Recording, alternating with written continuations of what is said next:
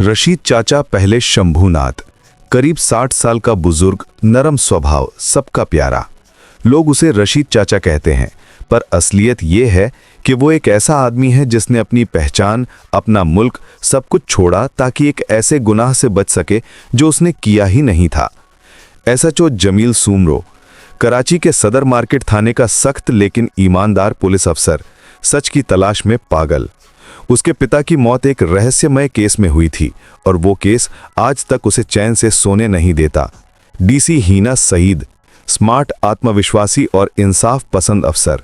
उसे नहीं पता कि उसके अपने परिवार का अतीत भी रशीद चाचा के उस राज से गहराई से जुड़ा हुआ है। बख्तियार मलिक, कराची का बड़ा कारोबारी, बाहर से शरीफ, अंदर से सड़ांध भरा, सूट बूट में छिपा गुनहगार। वही आदमी जिसने सालों पहले शंभू की जिंदगी बर्बाद की थी और अब किस्मत उसे फिर उसी आदमी के सामने खड़ा करने वाली है। कहानी की शुरुआत होती है कराची की एक बरसाती शाम से। ट्रैफिक की आवाजें, ठेले वालों की पुकारें और एक कोने में चाय की भाप उड़ती हुई। रशीद चाचा शांति से चाय परोस रहे हैं, मगर उनके हाथ हल्के हल्के कांप रहे हैं। उम्र से नहीं, यादों से। उसी शाम एसएचओ जमील वहां आता है, पास के बाजार में हुई एक हत्या की जांच के लिए। जगह पर सिर्फ एक सुराग मिलता है, एक टूटा हुआ चाय का कप, जिस पर मिले फिंगरप्रिंट 35 साल पुराने केस से मैच करते हैं, और वो नाम है शंभूनाथ। जमील हैरान रह जाता है, क्योंकि यही नाम उसके पिता के अधूरे केस में था, वही केस जिसने उसके पिता की जान ले ली थी। अब जमील सच्चाई की तलाश में निकलता है। वो रशीद चाचा पर नजर रखने लगता है, बिना ये जाने कि यही बुजुर्ग आदमी वही शंभू है जिसे वो तलाश रहा है। तफ्तीश के दौरान कुछ अजीब बातें सामने आती हैं। बख्तियार मलिक, वही पुराना कारोबारी, फिर से शहर की हलचल में सक्रिय हो गया है।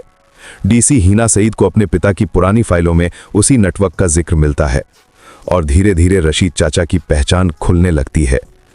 एक पुराना हिंदी गाना जो वो अक्सर गुनगुनाता है, एक गायब निशान जो पुराने रिकॉर्ड में दर्ज था, और एक पुरानी तस्वीर जो उसके चाय के डिब्बे के नीचे छुपी होती है। धीरे धीरे जमील को पता चलता है कि रशीद चाचा कोई अपराधी नहीं था, बल्कि एक मासूम इंसान था जिसे बख्तियार ने अपनी सियासी चालों में फंसाया था। 35 साल पहले एक राजनीतिक दंगे में बख्तियार ने झूठे सबूत लगवाकर शंभू को अपराधी बना दिया था।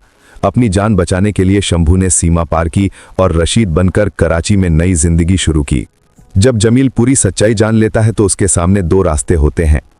एक, कानून के अनुसार रशीद को पहचान छिपाने के अपराध में गिरफ्तार करे, या फिर उस आदमी को इंसाफ दिलाए जिसने जिंदगी भर सजा काटी उस गुनाह की जो उसने किया ही नहीं था।